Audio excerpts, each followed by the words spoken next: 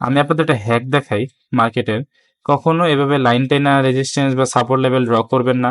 সবসময় চেষ্টা করবেন এরকম রেক্ট্যাঙ্গেল যে অ্যাঙ্গেলটা এটা টেনে সাপোর্ট মানে রেজিস্ট্যান্স লাইন ড্র করতে।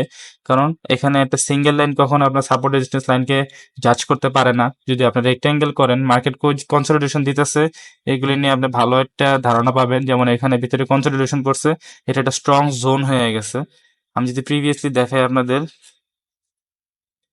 এই যদি এটা দেখেন, এখানে একটা স্ট্রং জোন যেখানে ভিতরে ঢুকে মার্কেট কনসলিডেশনে ভুগছে। এই যে এখানে এসে রিজেকশন খাইছে জোনের ভিতরে, নিচেও সেম এরকম এখানে এসে জোনের ভিতরে ইয়ে করছে। মানুষ কি করবে যদি লাইনটা না থাকে, যে যে এরকম লাইনটা না থাকে,